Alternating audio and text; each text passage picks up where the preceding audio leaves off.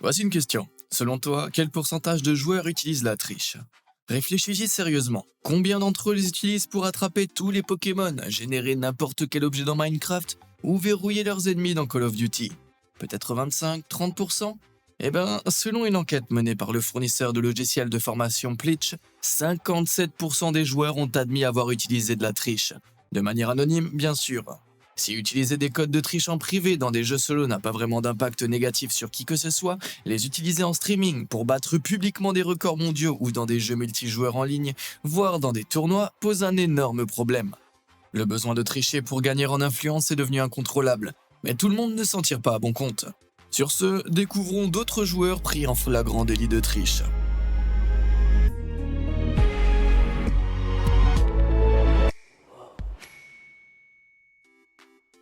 Mingostyle. Tommy Theoren est un joueur chevronné de Call of Duty qui, depuis 2010, fait partie d'équipes professionnelles ayant remporté plus de 70 matchs de tournoi. On peut dire que Tommy connaît très bien ce jeu. Alors quand il s'est retrouvé face au streamer Mingostyle en quart de finale du tournoi 2v2 Warzone Checkmate de 2020, qui avait des ratios de kill-mort bizarrement élevés de 5,2, Tommy s'est méfié. Lui et son partenaire Almond ont remis en question le gameplay de Mingostyle et lui ont demandé d'installer une caméra sur son écran pour s'assurer qu'il n'utilisait pas de triche. Mingostyle a accepté, mais ensuite, dans un geste purement idiot, il s'est exposé aux yeux du monde entier. No, I didn't, mate. When did I say that? You did. Vous avez vu? Bon, revoyons ça. Regardez les images de sa caméra ici et voilà. On en a suffisamment parlé dans les parties précédentes de cette série pour savoir que cette petite fenêtre grise qui s'ouvre est notre vieil ami Enjanowing. C'est un logiciel de triche qui propose tout, des aimbots qui permettent aux joueurs de verrouiller leur adversaire ou wallhacks qui leur donnent l'avantage injuste de voir à travers les murs, le terrain et les objets. Les followers de Tommy l'ont vite alerté de la gaffe de Mingostyle et Tommy l'a crucifié à juste titre, mais Mingostyle avait une excuse. Go Ben, back out. Bro, what the... Okie He put dokie. his sheets up. Everyone clip it quick. Bro, I'm messing around. Get a There's grip. no way. Getting banned. Oh, mate, I'm around, mate. I've got a picture. Juste une photo? Que tu aies décidé dans ton infinie sagesse de montrer en plein milieu du tournoi? Voilà une logique vraiment brillante, mais Mingostyle a insisté sur le fait que c'était la vérité, allant jusqu'à affirmer qu'il s'agissait juste d'une photo sur Twitter et que tout ça n'était qu'une blague. Refusant de laisser tomber, Tommy a demandé à Mingostyle de lui envoyer la photo qu'il avait affichée, et c'est là que Tommy l'a achevé. That image. Look at that. He said it's that image. He's not the smartest bloke. I told you cheaters are stupid as They are stupid as He said that image is that. He hasn't even got the same dimensions. Ah, Dimensions, j'adore les Britanniques, mais au-delà de l'accent, il était clair que Mingostyle avait envoyé une image complètement différente. Checkmate Gaming a ignoré ses mensonges et l'a banni, ce que le site de streaming Twitch a aussi fait un peu après. Il est quand même resté actif sur les réseaux sociaux, finissant par admettre avoir utilisé des triches tout en montrant du doigt d'autres tricheurs potentiels, ce qui ne lui a valu aucune attention. Si seulement il avait fourni des preuves qu'il trichait en utilisant, moi, je sais pas, une image. Mr. Slazy. La seule chose plus frustrante que de voir quelqu'un tricher ouvertement, c'est de le regarder se streamer tout en trichant ouvertement. Tu vois de qui je parle? En général, les streamers de Call of Duty, dont le gameplay est entouré de cadres rouges et jaunes autour de tous leurs adversaires. Ils savent qu'avec leur manque chronique de talent, la seule façon de se faire remarquer en tant que streamer est d'utiliser ouvertement ces hacks, sinon personne ne leur prêterait attention. C'est ce que fait avec grand plaisir un streamer Facebook du nom de Mr. Slazy ou Shark Gaming. C'est tellement triste, vraiment, vraiment triste. Et en 2021, Mr. Slazy faisait comme d'habitude son petit numéro en se filmant en train de gâcher les parties des autres juste pour booster son ego super fragile quand il s'en est pris au mauvais joueur. Il s'agissait d'une personne que beaucoup d'entre vous connaissent probablement, Vicstar123 ou Vic pour faire court. Membre du célèbre collectif YouTube Sidemen. Il joue à Call of Duty Warzone avec quelques potes quand il a remarqué la précision divine de Mr. Slazy. Quand l'équipe a fait des recherches sur lui, ils ont tous trouvé sa petite chaîne de streaming. Is he streaming? He's actually streaming. He is live. Unbelievable. And he's cheating, bro! He's got boxes around him! You're kidding. Tell me you're kidding. Vic a donc décidé de lui donner l'attention dont il avait désespérément besoin en regardant le stream de Mr. Slazy pour que ses millions d'abonnés puissent le voir. up on my screen now. This is unreal. Yeah, this was needs to. That's it. It's done. It's done. It's done. Oh my. It's done. Oh my. This is what it's like. Oh my god! This is what we're going up against every lobby. Bro, he's not even trying to hide it. He's live and he's got his name in his thing. How is this fun? Vic et ses potes ont continué à se moquer de Mr. Slazy, encourageant les joueurs à le signaler tout en riant de son jeu épouvantable et en critiquant le développeur du jeu, Activision, pour son manque flagrant de contrôle des tricheurs. Dude shooting gophers out here. Oh my god! This is disgusting. Wait, I it tells actually you feel what sick. gun they have I out. actually feel sick. Activision, you have failed everyone. You have failed everyone that plays your game. Et puis finalement, Mr. Slazy a eu exactement ce qu'il méritait. Oh my, and he still loses! He still loses! Bro. How? Unbelievable. Avec tous ces hacks, et tu perds quand même? Quelle triste petite vie, Mr. Slazy. Après avoir été dénoncé par Vic, Mr. Slazy a rapidement supprimé son compte Facebook dédié au jeu. Quoi? C'était trop? Moi. Pipi PK. Ce ne sont pas seulement les jeux grand public qui font l'objet de tricheries, comme le savent trop bien les joueurs de Krunker. Ce jeu gratuit est un jeu de tir à la première personne comme Call of Duty, mais avec une esthétique un peu plus Roblox. Un jeu de tir à la première personne pour débutants si tu veux. Et ce ne sont pas toujours les adultes qui trichent, comme l'a trop bien prouvé ce joueur et streamer Twitch, Pipi PK.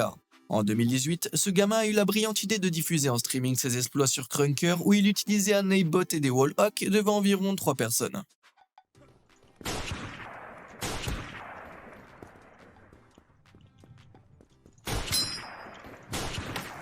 Oh, come on. Oui, même avec les hacks, il était toujours pas très bon. Ce que la petite communauté Krunker n'a pas tardé à remarquer. La vidéo de Pipi PK diffusant ses triches a été postée sur le subreddit de Krunker où il a été critiqué par la communauté. Finalement, quelqu'un a trouvé sa page de profil et a demandé à l'équipe de modération du jeu de le bannir. Peu de temps après, le mot hacker a été affiché sur son compte et Pipi PK a rapidement disparu de Krunker et de Twitch. Bon mon petit, tu pourrais peut-être réessayer de jouer quand tu seras pubère, au moins tu auras atteint quelque chose. Bon, même si tu es aussi nul que Pipi PK, j'espère que tu pourras quand même cliquer sur les boutons j'aime et s'abonner ci-dessous sans aimbot. C'est fait, t'as réussi? Non? Si? Ok, super, qui est le suivant? The Austin US. En 2022, The Austin US a décidé de se lancer dans le streaming de Call of Duty sur Twitch. C'est un milieu super compétitif, mais son aim était impeccable et son instinct pour repérer ses adversaires était incroyablement précis. Ses talents divins ont attiré l'attention de quelques personnes, mais pas dans le bon sens. Très vite, ils l'ont accusé de tricherie. Et après que suffisamment de personnes ont commencé à le dénoncer, il a rapidement avoué avoir utilisé un aimbot. Mais ce n'était pas là le plus intéressant dans cette histoire. Plusieurs mois avant les accusations, The Austin US était en plein streaming et a apparemment oublié que le monde entier pouvait voir son installation. Soit inconscient des conséquences, soit tout simplement débile, il a continué à streamer sa visite sur le site de triche Phantom Overlay. Et s'est connecté, ses infos se sont remplies automatiquement, montrant qu'il avait déjà un compte chez eux, avant de montrer une petite liste bien rangée de toutes ses commandes de triche précédentes, qui totaliseraient environ 175 €, soit environ 200 $. La plupart étaient pour Call of Duty Vanguard, le jeu auquel il joue à ce moment-là. Ça explique certainement son ratio de 4,8. Mais sérieusement, pourquoi gaspiller autant d'argent dans des triches? Si tu veux tellement battre quelqu'un, pourquoi ne pas utiliser cet argent pour acheter un jeu plus facile, accessible même aux enfants? Je te suggère Krunker. Flowbee. Le speedrun Minecraft acide aléatoire, c'est un genre de speedrun assez spécial. Contrairement à la plupart des jeux où il faut surtout de la mémoire musculaire et des techniques bien rodées pour faire un bon temps, les runs Minecraft acide aléatoire demandent une logique solide et des compétences pointues, parce que la carte où tu apparais est différente à chaque fois. C'est ce qu'on appelle des runs à l'aveugle. En 2021, le speedrunner Flowbee, alias Toxic Flow, qui ne pratiquait le speedrunning sur Minecraft que depuis quelques mois, a soudainement mis en ligne une vidéo d'une blind run avec un temps de 11 minutes 37. À l'époque, ce résultat plaçait Flowbee dans le top 10 des meilleurs de tous les temps. God. Oh my god! Oh, I'm shaking! Oh my god! Let's go! Oh my god! Oh, I'm shaking! Moins de 2 mois plus tard, il a mis en ligne 3 runs qui faisaient toutes moins de 15 minutes. Ce qui est assez fou pour quelqu'un d'aussi novice en speedrunning que Floby. Ça a attiré l'attention de plusieurs vétérans de Minecraft, dont Eleven-T-Billion, qui a analysé chacune de ses runs et est arrivé à une conclusion accablante, il trichait. Pourquoi? Parce que soit Floby avait une chance incroyable, soit il connaissait déjà l'emplacement de plusieurs éléments clés sur la carte et suivait un plan prédéterminé sur un terrain qu'il connaissait et non sur une carte aléatoire. Par exemple, à ce stade de la partie, tout speedrunner digne de ce nom chercherait une forteresse, mais Floby se dirige tout droit dans une direction aléatoire sans regarder autour de lui ni derrière lui, même pas une seule fois. Ici, on peut voir des maisons de lave qui prennent un temps précieux à éliminer. La plupart des speedrunners auraient simplement réinitialisé le jeu à ce stade, mais Floby a persévéré, parce que comme l'a souligné Eleven-T-Billion, Floby n'improvisait pas et il suivait un plan pour une carte qu'il avait déjà parcouru plusieurs fois. Mais ce n'était pas la seule fois où il s'est fait avoir. Quand tu redémarres Minecraft, tu dois sélectionner plusieurs options pour créer ton nouveau monde. Pour accélérer ce processus, une macro a été créée pour passer rapidement à travers les étapes et les effets sonores des clics qu'elle génère sont compressés comme ça. Court mais distinctif. Cependant, le joueur vétéran de Minecraft, Ninja Brain, a remarqué que la même macro utilisée par Floby lors de sa partie sonnait comme ça. Ça fait 2 clics en plus, mais la macro fonctionnait pareil. Ninja Brain s'est rendu compte que les clics ne pouvaient pas se produire que si la macro de Floby comprenait 2 étapes supplémentaires. Sélectionner plus d'options de monde puis coller une seed spécifique. Ils avaient ensuite supprimé la section affichant à l'écran plus d'options de monde pour que la seed semble aléatoire. Même s'ils la connaissaient et l'avaient déjà testée, leur erreur a été de laisser ces 2 clics supplémentaires. Ils se sont ensuite excusés auprès de la communauté et ont révélé que toutes leurs parties récentes, sauf une, avaient été truquées. Après ça, ils ont supprimé leur chaîne YouTube, changé tous leurs comptes sur les réseaux sociaux et ont disparu. Avec des analystes aussi minutieux que Ninja Brain et Eleven-T-Billion, je plains tous ceux qui envisagent de tricher lors d'un speedrun Minecraft.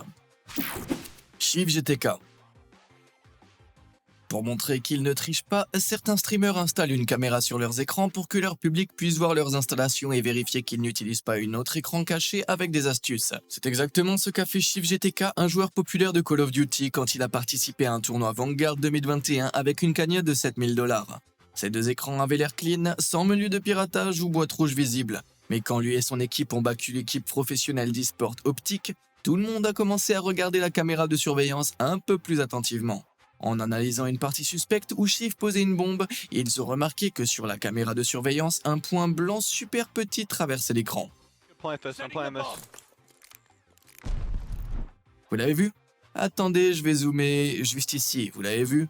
Eh bien, ce point blanc coïncidait justement avec l'apparition d'un joueur ennemi au coin de la rue. C'est un wallhack. Un wallhack dont les paramètres ont été modifiés pour que les emplacements des ennemis soient à peine visibles sur la caméra du moniteur, mais un wallhack quand même. Shiv a été rapidement disqualifié du tournoi, mais il n'a pas bien pris sa punition. Au lieu de supprimer silencieusement tous ses profils sur les réseaux sociaux et les plateformes de streaming comme n'importe quel autre tricheur démasqué, Shiv a lancé une dernière bombe avant de disparaître. Il a envoyé un tweet dans lequel il citait une longue liste d'autres joueurs qui, selon lui, avaient aussi triché. On peut dire qu'il a tout brûlé sur son passage. Kozui. J'ai besoin de ton aide pour le truc suivant, parce que je sais pas si c'est un coup monté ou juste un truc complètement débile. Un spectateur anonyme m'a envoyé une vidéo d'un streamer Twitch dont on ne connaît pas le nom et qui avait son appli Discord ouverte. L'utilisateur Discord, qui s'appelait Kos, discute avec DaBaby, ça a l'air vrai, alors que son bureau affiche quelques applis louches dont Cheat Engine et Wiimod qui portent bien leur nom. Ce sont des applications de piratage bien connues, si tu veux, qui permettent aux utilisateurs d'installer des mods et des cheats pour différents jeux. Et dans cet appel Discord, Kos envoie à DaBaby un fichier Wiimod avant de se lancer dans une partie de NBA 2K21. DaBaby diffuse aussi NBA 2K21, donc on dirait que les deux utilisent ou prévoient d'utiliser Wiimod pour accéder à des cheats dans le jeu. Un petit coup d'œil au jeu auquel Kos joue fait apparaître un personnage appelé Twitch.tv Kozui. Ce type n'est sûrement pas assez bête pour avoir diffusé en streaming le fait qu'il partageait des astuces avec quelqu'un d'autre qui diffusait lui aussi en streaming le fait qu'il recevait ces mêmes astuces. Si c'est le cas, s'agit-il vraiment du streamer Kozui ou de quelqu'un qui essaye de le piéger? Parce que c'est un aveu de stupidité tellement stupide qu'il est un peu difficile à comprendre. Bon, la chaîne Twitch de Kozui montre quelques vidéos où il dit qu'il a été banni pour de bon du jeu Roblox. C'est pas très flatteur, mais ça ne prouve pas vraiment quoi que ce soit. Alors qu'est-ce que t'en penses? Est-ce que ce streamer était vraiment Kozui ou est-ce que quelqu'un lui a tendu un piège? Dis-moi ce que t'en penses dans les commentaires ci-dessous. Xade. En 2021, le tournoi d'e-Sports Club Invitational en Inde a invité des équipes à jouer à Valorant pour un prix de 300 000 roupies, soit environ 4 000 $ à l'époque. Il a attiré des équipes de tout le pays avec plus de 6 000 fans qui ont regardé le stream à son apogée. Mais après le premier tour des quarts de finale, une décision sévère a été prise à l'encontre de l'équipe Paratroopers. Un des joueurs, Xaid, s'est soudainement vu bannir à vie de Valorant. confessing to using hacks while playing Valorant. Permanent ban है boys. Permanent. I mean esports side से. TC वालों ने ऐसे ही बोल दिया कि अब नहीं खेल सकता. कल उनका like post आने वाला है. Au début, Xaid a dit que ça devait être une erreur, juste un bug. Les fans l'ont soutenu, son équipe a contacté Riot Games, le développeur de Valorant, pour avoir des explications, et les Paratroopers ont pu continuer le tournoi avec un remplaçant. Mais ils ont perdu le match suivant. C'était un signe avant-coureur. Xaid a continué à nier toutes les accusations de tricherie, mais lors d'un appel Discord diffusé en direct avec les chefs de l'équipe Paratrooper, Binks, il a dit ça. तेरा बता दे भाई, डिफेंस बता दे. सबसे नहीं डिफेंस नहीं कर रहा, मैं कन्फेस कर रहा हूँ, ठीक है. सबसे पहले जिसको लाइक ठीक है, पहले मेरी बात सुन लो अच्छे से कि हाँ मैंने लाइक देख मैं इसलिए छुपा रहा था वो चीज़. मैंने एक दिन के लिए 3 मैचेस के लिए किया था, बट मैं इसलिए छुपा रहा था क्योंकि ये 3 मैचेस की वजह से लाइक कोई अगर बोले. Donc, il n'avait pas utilisé les hacks pendant le tournoi, mais il les avait utilisés avant parce qu'il voulait vraiment passer au niveau supérieur dans le jeu. Ce n'est pas vraiment la défense attachante qu'il semble croire. Peu de temps après, Riot Games a publié une déclaration révélant que Xaid avait utilisé un logiciel tiers interdit, une façon élégante de dire tricherie qu'ils avaient détectée, et avait donc banni son compte de façon permanente. Après ses aveux et son bannissement permanent, Xaid a supprimé son compte YouTube et a disparu pendant seulement un mois. Malgré l'interdiction, il a rapidement recommencé à jouer sur un nouveau compte et pour une nouvelle équipe. Eh bien, je suppose que tricheur un jour, tricheur toujours. Jamar from afar. De nos jours, pas besoin d'avoir des milliers de followers pour démasquer les tricheurs. Tout ce qu'il faut, c'est un compte de streaming, un peu de patience et l'espoir que le tricheur que tu regardes finira par se faire prendre. C'est exactement ce qu'a réussi à faire PoetTV alias Sage Poet. Il diffusait en streaming devant un petit public alors qu'il regardait un streamer Minecraft Hypixel appelé Jamar from afar et un autre streamer appelé Ash Without a S. Il s'est dit qu'ils utilisaient probablement des triches et il s'est donc assis pour essayer de surprendre l'un des deux en flagrant délit. Alors qu'il était là, quelque chose de louche a clignoté à gauche, juste au milieu de l'écran de Jamar from afar. ESP and all. And then he times me over half an hour because... T'as vu ça? L'ordinateur rembobine et agrandit l'image. Ah oui, un menu de logiciel de triche Minecraft avec Player ESP ou un wallhack sélectionné, alors qu'il était sur un serveur public. Eh bien, le compte YouTube, Twitch et TikTok de Jamar from afar semblait être lié à un autre compte appelé Tech Panda Gaming. Maintenant, Tech Panda semble être banni de Twitch, mais le compte YouTube de Tech Panda Gaming est toujours actif. Il héberge des vidéos avec des longues descriptions décousues où ils disent qu'ils sont bannis de certains serveurs Minecraft comme Hypixel et que l'anti-triche est défectueux. Clairement pas aussi défectueux que tu sembles le penser, mon ami banni pour tricherie. Mekarasium. Plus je regarde de speedrun, plus je les respecte. Il faut des centaines, voire des milliers d'heures pour mémoriser tout un jeu et maîtriser parfaitement les boutons et les timings, tout ça pour le finir le plus rapidement possible. Des événements comme Game Zone Quick mettent en avant certains des meilleurs joueurs dans leurs catégories respectives, en les invitant à montrer leurs talents devant un public énorme en direct et en ligne. C'est une pression énorme pour les speedrunners, que certains ne peuvent tout simplement pas supporter. Le speedrunner Mekarasium, par exemple, a été invité à l'événement Games Done Quick à l'été 2022, où il a fait un speedrun à distance de Metal Gear Rising Revengeance. Une run en lui-même semblait légitime, mais une fois l'objectif et les dons caritatifs atteints, et on lui a demandé de jouer aussi au DLC Blade Wolf du jeu. Et c'est là que Mekarasium a soulevé quelques questions. It's actually pretty hard to get past this grab because he has an eyes on his leg. Est-ce que vous avez remarqué quelque chose d'anormal dans le clip? Non? Eh bien revenons en arrière et regardons ce qu'il a fait avec ses mains ici. Il joue donc sur un PC avec sa souris dans la main droite. Si c'est le cas, comment son avatar se déplace-t-il? Une question contrôlée par la souris alors que sa main droite est en l'air? Eh bien, il dit qu'il a déplacé la souris avec sa main gauche. C'est un choix super bizarre, surtout lors d'un événement chronométré. Les spectateurs ont aussi remarqué l'absence de bruit de clavier dans le segment Blade Wolf. Du coup, quand il a battu le record de 25 secondes, tout le monde n'était pas convaincu que c'était légitime. Puis en juillet, il a avoué la vérité à l'un des responsables de la SGDQ. Comme il le soupçonnait, la partie avait été préenregistrée et montée à la perfection. C'était une partie idéale, mais pas celle qu'il avait jouée en direct, puisqu'il avait remplacé les fichiers de sauvegarde après avoir terminé la partie principale. Mais il ne s'est pas caché derrière des excuses bidons. Il s'est excusé plein de fois, il a reconnu qu'il avait agi de manière égoïste et il a dit qu'il ne voulait pas que sa partie soit prise en compte dans les classements, car ce serait injuste pour le reste de la communauté. Games Done Quick l'a banni de tous les événements futurs et a supprimé ses records de leurs archives YouTube. Ironiquement, on dirait que ça va prendre du temps pour passer à autre chose. Nadia. Quand on parle d'accusations de triche, personne n'est plus pointé du doigt que Nadia, joueuse et streameuse de Call of Duty Warzone. Elle a commencé à streamer en janvier 2021 et son gameplay sur Warzone a attiré plus de 900 000 followers sur Twitch. Mais à mesure que ses fans étaient de plus en plus nombreux, ceux qui doutaient de ses compétences se sont aussi multipliés, et ils ont commencé à décortiquer chaque seconde de son gameplay. On dirait que tous les mecs avec une barbe et qui ont accès à la police Fortnite ont fait une vidéo sur les preuves indéniables qu'ils ont sur Nadia qui triche, ou se faire démasquer. Certains sont carrément obsédés, mais ils ont repéré les clips louches comme celui-ci.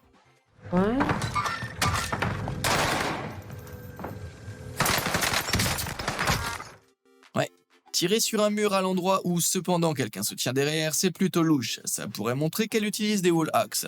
Cependant, d'autres ont fait remarquer qu'une caisse de munitions avait été lâchée dans cette direction. Donc elle a entendu quelqu'un là-bas, mais elle ne savait pas où, c'est logique. Mais qu'en est-il ici? Où elle a été shadowbanned, un protocole qu'Activision met en place quand il soupçonne un joueur de tricher et le place dans des lobbies spéciaux remplis d'autres tricheurs présumés.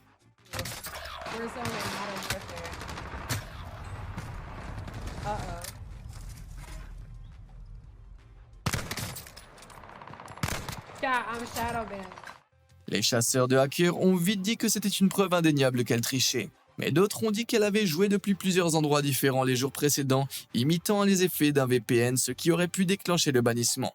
Quoi qu'il en soit, elle a été débloquée par les développeurs Activision peu après. Autre point, lors d'un événement Call of Duty en direct, elle aurait été expulsée pour tricherie pendant le stream. Mais la vidéo qui est censée montrer son expulsion par les modérateurs pour tricherie montre en fait qu'elle avait juste des problèmes techniques et avait besoin d'aide. Ils ne lui demandaient pas de partir.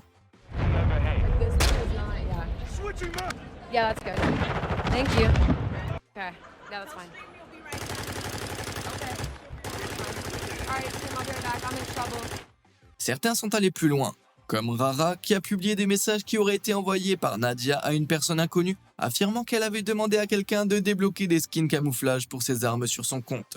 Ceux qui ont regardé la 4e partie de cette série se souviennent peut-être que c'est la même excuse qu'a utilisé FlexFi, le numéro 2 de Vanguard, après avoir été pris en flagrant délit de wallhack. Les deux éléments sont liés, c'est sûr, mais sans wallhacks qui se glissent dans le stream de Nadia, ce n'est pas concluant. Et beaucoup d'autres semblent d'accord. Le célèbre streamer et joueur XQC a regardé quelques-uns de ses clips et a conclu « Guys, if you're gonna tell people are cheating, okay, do it the right way. Okay, I think these clips are they're just. Les accusations sont sans fin, et toutes les soi-disant preuves de sa tricherie sont loin d'être irréfutables. Ça suffira à faire fuir presque n'importe qui, mais pas Nadia. Au contraire, elle a intelligemment joué le jeu en publiant des vidéos intitulées « Je suis banni de Warzone et j'ai été expulsé pour tricherie ». Elle fait constamment allusion à la tricherie sans jamais installer un deuxième webcam pour montrer ses écrans, sans jamais céder aux demandes de scan de son PC, en publiant de fausses confessions empreintes de sarcasme, et les chasseurs de hackers ont mordu à l'hameçon, alimentant sa croissance et la leur. Les vidéos les plus populaires et les plus rentables de nombreuses chaînes de chasseurs de hackers tournent autour de Nadia, donc tout le monde y gagne. Si ces chaînes voulaient vraiment la faire tomber, elles arrêteraient simplement de faire des vidéos sur chacun de ses mouvements, attendraient qu'elle fasse une vraie erreur et ensuite elles s'en prendraient à elle. Mais alors, sur quoi baseraient-elles leur contenu? C'est un vrai cercle vicieux. Donc, tant qu'on ne voit pas de wallhack sur son stream ou qu'elle n'est pas bannie définitivement par Activision, Nadia continuera à faire gagner de l'argent à tout le monde.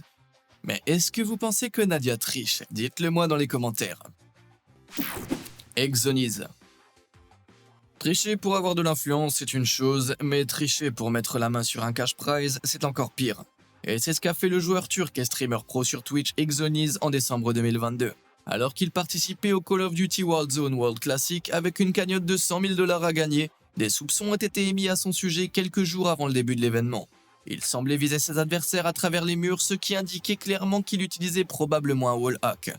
Pendant le tournoi, les spectateurs lui ont demandé de répondre à ses accusations de tricherie en prouvant qu'il n'avait pas d'écran secret affichant tous ses hacks.